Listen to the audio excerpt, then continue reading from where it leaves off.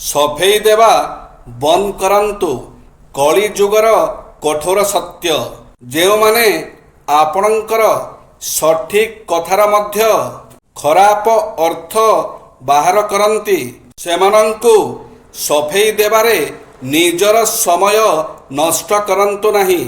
ଯେତେବେଳେ ସମୟ ହିଁ ନିଜର ହୋଇ ରହେ ନାହିଁ, ସେତେବେଳେ ନିଜ ଲୋକ ମଧ୍ୟ ନିଜର ହୋଇ ରହିବେ କେମିତି?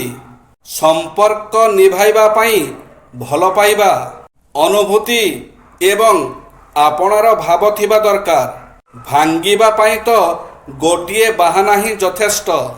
ସଚ୍ଚୋଟ ମଣିଷର ରାସ୍ତାରେ ସମସ୍ୟା ମଧ୍ୟ ସବୁଠାରୁ ଅଧିକ ଆସିଥାଏ।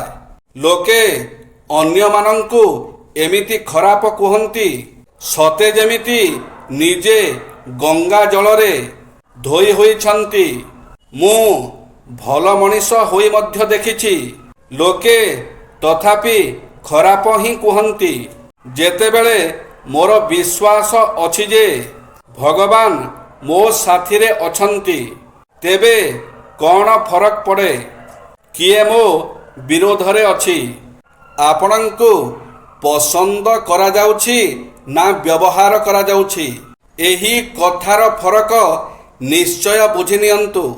ମଣିଷ କଷ୍ଟ ସମୟରେ ଆହୁରି ଅଧିକ କଷ୍ଟ ଦିଏ, କିନ୍ତୁ ଭଗବାନ କଷ୍ଟ ସମୟରେ ଆହୁରି ଅଧିକ ସାଥ ଦିଅନ୍ତି। ଆଜିର ସତ୍ୟ ହେଉଛି, ଆଜିର ମଣିଷ କେବଳ ପାଟିରେ ମିଠା କଥା କହେ ଏବଂ ମନ ଭିତରେ ଖରାପ ହିଁ ଚିନ୍ତା କରେ। ଏହି 7ଟି ମିଛ କହିଲେ ପାପ ଲାଗେ ନାହିଁ। ଯଦି ନିଜ ପତ୍ନୀଙ୍କୁ ପ୍ରସନ୍ନ କରିବା ପାଇଁ ମିଛ କହୁଛନ୍ତି, ତେବେ ସେ ମିଛ ହୋଇନଥାଏ।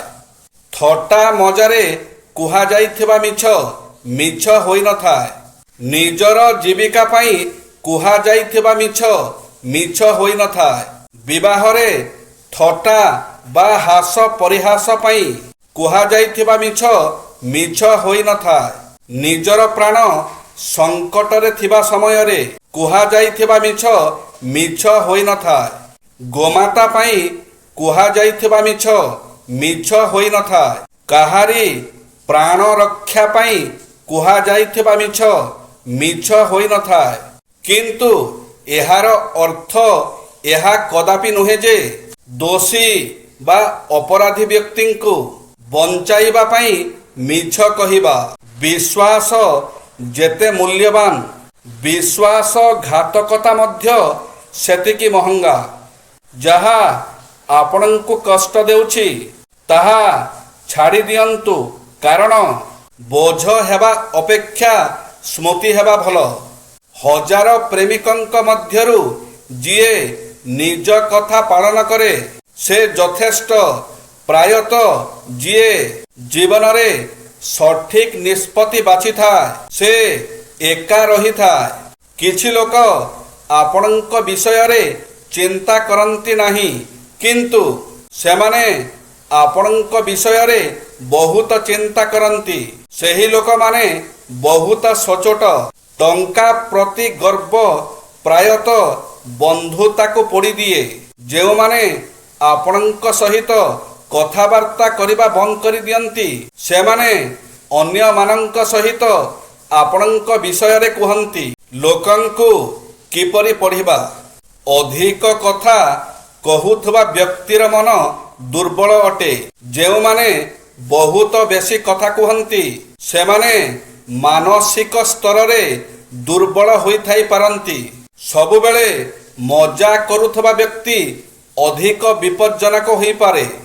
ସବୁବେଳେ ହସ ଖୁସି ଓ ମଜା କରୁଥିବା ଲୋକଙ୍କ ଭିତରେ କିଛି ଗମ୍ଭୀର ବା ବିପଦଜନକ ଗୁଣ ଲୁଚି ରହିଥାଇପାରେ। ଆଖିରେ ଆଖି ମିଳାଇ କଥା ନ କହୁଥିବା ବ୍ୟକ୍ତି କିଛି ଲୁଚାଉଥାଏ। ଯଦି କେହି କଥା ହେଲା ବେଳେ ଆଖି ମିଳାଉ ନାହିଁ, ତେବେ ହୁଏତ ସେ କିଛି ସତ ଲୁଚାଉଛନ୍ତି କିମ୍ବା ମିଛ କହୁଛନ୍ତି। ଆକର୍ଷଣ ପୋଷାକ ପିନ୍ଧୁଥିବା ଲୋକମାନେ ଦୃଷ୍ଟି ଆକର୍ଷଣ କରିବାକୁ ଚାହାନ୍ତି। ଯେଉଁମାନେ ବହୁତ ଚମକଦାର ବା ଭିନ୍ନ ଧରଣର ପୋଷାକ ପିନ୍ଧନ୍ତି ସେମାନେ ସମସ୍ତଙ୍କ ନଜରରେ ରହିବାକୁ ପସନ୍ଦ କରିଥାନ୍ତି। ପିତା ମାତାଙ୍କ ଦ୍ୱାରା ପାଇଥିବା ମାନସିକ ଆଘାତ ବା ଅବହେଳା ଯଦି ଆପଣଙ୍କ ଜୀବନକୁ ନିୟନ୍ତ୍ରଣ କରି ରଖୁଛି ତାଙ୍କ ପାଇଁ ସୁସ୍ଥ ସୀମା ନିର୍ଦ୍ଧାରଣ କରନ୍ତୁ। ସ୍ପଷ୍ଟ ଏବଂ ଦୃଢ଼ ରୁହନ୍ତୁ।